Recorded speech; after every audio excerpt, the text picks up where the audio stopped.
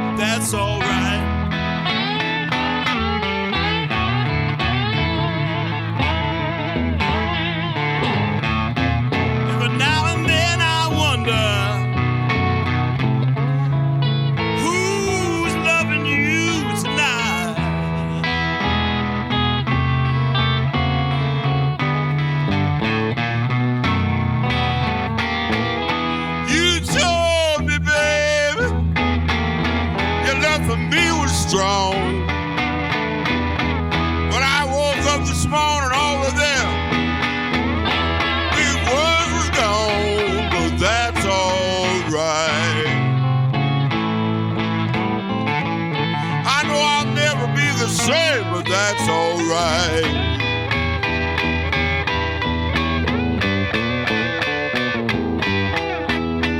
Every now and then I wonder,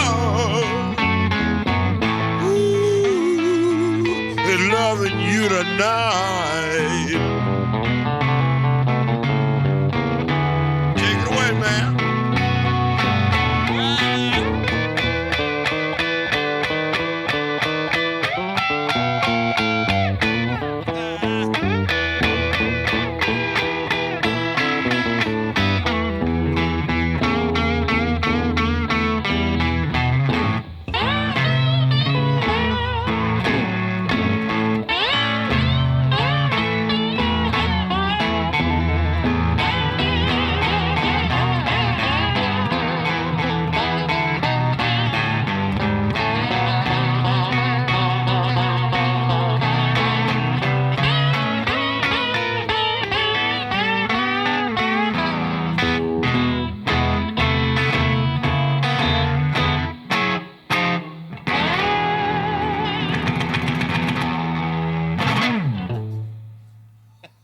Careful with that axe, boy. I am. It landed on its feet, not on my feet. You know, Bob was with Muddy Waters, who is to me the top of, my pyramid in my record collection. Love everybody else. I love Muddy best of all. It hit me. I got that record, The Real Folk Blues, which is a compilation, but it gives you a good cross-section of what Muddy was about. It really was a great album. I think it's a classic record that every guitar player should own. If you get The Real Folk Blues and then you start digging backwards, you got to start filling in the tunnel as you go and go backwards. And Bob was there before I even arrived. He was there many years before me, and he was actually one of my influences too. So through Muddy's band is when I first saw Bob and met him. And after that, we all go on our record collection exploration, and we hope that people step out of your record collection and you meet them and play with them. And we've been fortunate enough, I think, to have that. And you go. Well, Muddy is the main guy for me, but also all the other Chicago blues players, the usual suspects. Elmore James for the slide, Eddie Taylor for the groove, Jimmy Rogers for... He made the mold of what we do. That's all right. Robert Lockwood Jr., Luther Tucker, Louis Myers, Dave Myers, too, who was a great guitar player. All of these Chicago blues guitar players are my main guys. Yeah, then you get into the stars of the sidemen, right? Yeah. The sidemen who were like standout, yeah.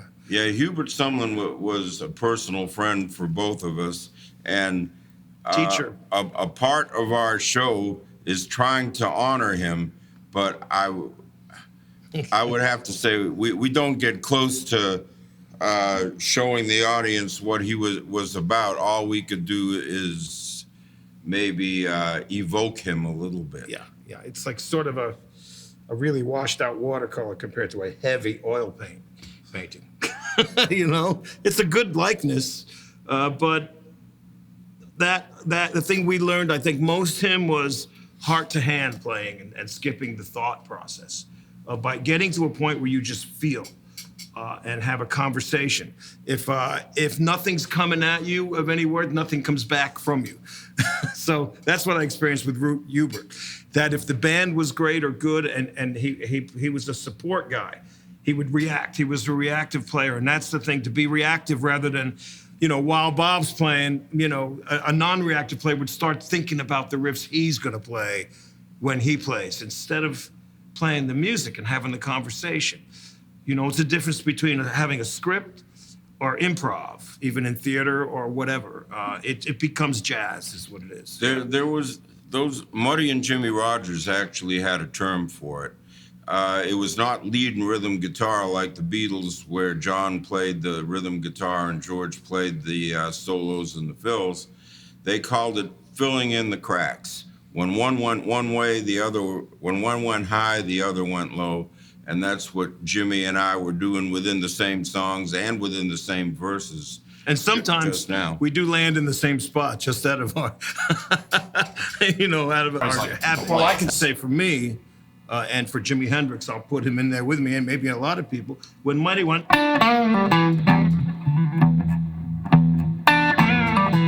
that was the most important riff I ever heard. That's also Voodoo Child, you know. Well, the night I was born, Lord, the moon had turned her elf.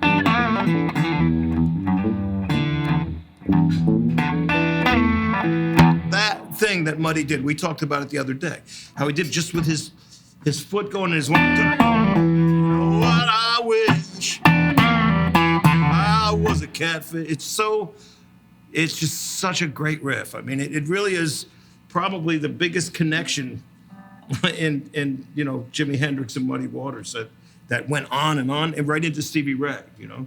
So it to me, that was an important riff when I got that folk blues album that I picked up from Muddy. So it starts there, you know, for me. I don't know what yours would be, but well, for me, I was influenced a lot by the slide guitar, and there is a picture of me somewhere in my parents' stuff of me 18 years old. I had stolen a Coricidin bottle from the medicine cabinet because the lipstick didn't work, it wouldn't slide. No, it was too light. You tried that too, Too huh? light, yeah, it was no good. It was perfect size. Yeah, but the Coricidin bottle would take off the paper cover was glass, and I guess that's what Dwayne Allman That's what Dwayne had found did too. But there's a picture of me 18 years old, and I had gotten an Arhoolie album that had old Chicago blues on it, and it had the version of Rollin' and Tumblin' by Babyface Leroy Foster. Yeah. But Muddy Water, he was a drummer and singer, but it had Little Walter and Muddy Waters on it. And playing that slide guitar part, I tried to learn the slide parts and the background parts from Muddy when I was on stage with him.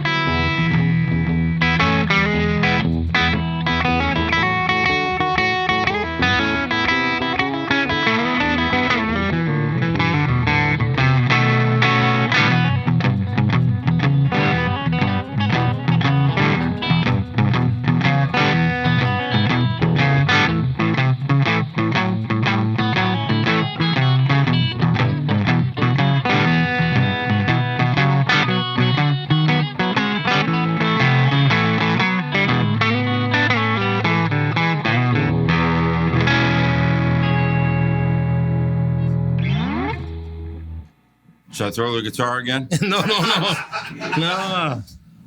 Oh, man.